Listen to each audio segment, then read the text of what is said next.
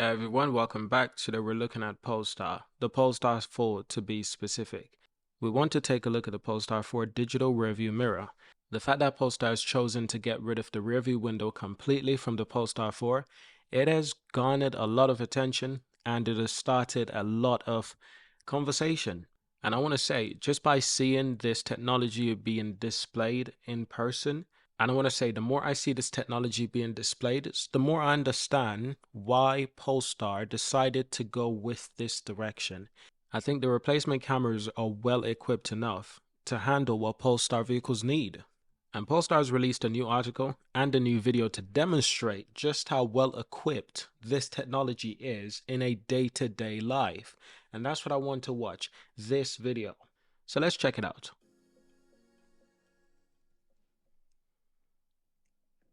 Welcome to our 3D proving grounds and the Polestar at the digital rearview mirror, a really transformative element of this amazing SUV coupe.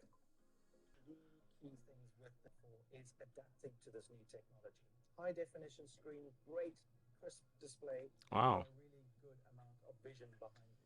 And think about it. It looks pretty good. The rear interior usually gets in the way of what you're trying to see. Mm. What I've really noticed is fantastic is when you're in the dark, you're seeing a lot more detail than you usually would. And I see Joachim's talking. Hey, Joachim. Hello, Brad. Two Polestar 2s. Welcome to Hillary. Two Polestar 4s. Is fantastic. Go far left. I want to see how far you can push it. Can you still see me? Yeah. I see you perfectly. Go far right. Two lanes. And you still see me? Yeah, superb. Wow. Really great view. So basically what Polestar is saying is that with the camera, it has actually improved your vision substantially compared to just the window and the rearview mirror. But this decision kind of reminds me of when Apple used to make those huge decisions that would change the industry. And it was controversial decisions. One of the big controversial decisions, and I remember about the iPhone, was that the battery was not replaceable. Well, it was replaceable, but it wasn't removable. You couldn't swap batteries. The first iPhone came out in 2009, I think. But the thing to keep in mind is that at the time, it was unheard of not being able to replace or just swap out your batteries. Apple was one of the first companies to really make that a huge thing. Like, this is a hill we're willing to die on. That's not just the only thing, but also Apple only had one button.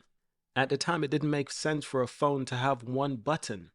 And these days, phones don't have any buttons at all on the display on the front. You've got a power button, you've got the mute switch, you've got the volume, but apart from that, on the front, there's no more buttons. Just think, how far ahead was Apple thinking in the future? Because now that phones take up your entire screen, it is really the best part of owning a smartphone. It really is, especially for someone who enjoys consuming media.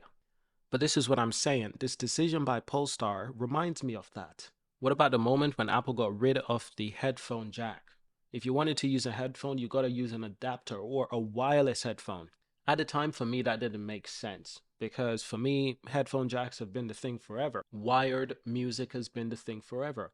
I didn't realize just how many people were starting to buy wireless headphones and earphones. I didn't realize, not to mention Apple wanted a piece of that market for themselves. They wanted to sell you wireless Apple earphones.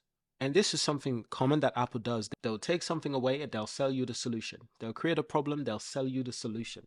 Now it makes sense that everything is wired. And at the time I just thought, well, it's not reliable, battery, everything like that. But now I've got these tiny little wireless headphones. They charge in the case and I never really run out of battery. That's the least of my worry. The least of my worry is it's running out of battery. They're interchangeable. They charge most of the time, and the charge is in the case. I charge the case, and the case charge. So you get the point. So could this become a more common thing? Because we've seen when Apple does controversial decision, they stick with it, and the rest of the industry follows them. Will this be a new trend? I mean, when you think about it, perhaps having both would be great. And a lot of modern cars these days, they have both, if I'm being completely honest. They have rear view window and they have the cameras as well. But you know how many times I've heard complaints about not being able to see through the rear view window properly, especially in Teslas. Because Teslas at the rear, they're really high up. And the glass is one sheet of glass all the way back. So I've heard this for a very long time that basically it's not the best view. It's you don't get the best view, but they have cameras, they've got sensors. Problem solved. Now you look at supercars like Lamborghini, forget about having a rear view window. Camera would be perfect. Perhaps not in a Bugatti because Bugatti doesn't like screens because having too many screens, it ages the car in a not so nice way. Bugatti limits that. But let's finish watching our video because I'm just curious if this will really become a common trend amongst automakers. I think it could. I really think this could become a common trend for automakers. But it takes a company like Polestar to really change the industry. You know what I like is that Polestar, it really does look like a Polestar. It's all designed to create an EV that makes you feel like a great driver. It's quick and nimble, or relaxed and calm. It's up to you how you want it to be. Mm. Now we find ourselves in a little bit of a rain, and what I really like about the camera and its placement up high on the car is that I can Ooh. still see clearly with no interruption from any water on the lens. Wow. I can see you crystal clear, Brand, and I'm impressed because I didn't expect this. Fantastic, fantastic. And look at that head, there's not a speck of water on it. It's really good.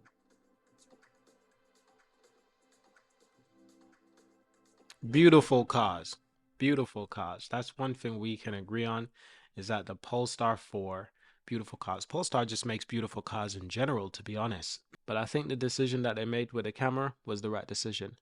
And I think people will be quite happy with it. And I think people will treat it kind of like when Apple changed the industry with the controversial decisions that Apple has made. Now it makes sense what Apple has done. But there was a time when it didn't make any sense at all. Everyone in the industry was against Apple for doing some of the things they did. But that's because the industry is moving in a certain direction. And to be honest, looking at this car from the rear, it looks really nice. Whether it's in white or black, they both look really nice and really different. You know, you don't really see vehicles like this. So that's what I really like about Polestar is that they create something that gives off a completely different experience. Now, I've already shared that the Polestar 4 is now available to order in Europe and in Australia. This is quite big. Now, remember, this vehicle started delivery in China last year. They delivered around 800 of these vehicles in China. I'm really keen to discover just how popular these will be in China and the rest of the world because they do give you quite a different experience, especially when you compare it to other vehicles. And people will say it's very similar to a Tesla. Did they copy Tesla? At the end of the day, I don't care because when I look at this car, I don't see a Tesla. I don't see a Tesla. They do look quite a bit different. But it's at the same time you could say Tesla copied Aston Martin. You could say Tesla copied Jaguar. You get inspired. That's part of the industry. Things will look similar. And they created this car to compete against those Teslas, the Model 3, the Model Y. This is the competitor, the Porsche, the Porsche, the Porsche Macan. The list goes on. So when you're creating vehicles that are the competitors to other vehicles, they can't just look worlds apart. There will be some similarities. I don't mind so much in the similarities, but to say these cars look exactly like Teslas is just ridiculous. But then again, you have some people who say Lamborghini and Ferraris looks the same or they look similar. No, they don't. And only a real Lamborghini or a real Ferrari fan would understand what I'm saying. They don't look the same. So it will take a real Tesla fan or a real Polestar fan to say these cars don't look the same. Polestar goes for very sharp angles, very sharp shapes. Tesla, they're a bit more smooth, a bit more relaxed in their shape. Taking on a Porsche type of aesthetics from Tesla, they take on a more Porsche aesthetics. But car brands will get inspired. I mean, that's part of the industry, but I don't think they look the same. I don't even think they look alike. Look at these cars. You're telling me that this car looks the same as these cars? No, no, that doesn't make any sense. They do not look the same. But I've heard people say the same thing about Aston Martin and Teslas, that Teslas copied Aston Martin with the Model S. Maybe they did. At the end of the day, people get inspired. That's all a part of the industry. That's really a part of the industry. But listen, that's it for today's video. Thank you for watching. Leave a like, leave a comment. And let me know, do you think that the industry will adapt what Polestar is doing? Subscribe and I'll see you in the next video. Peace.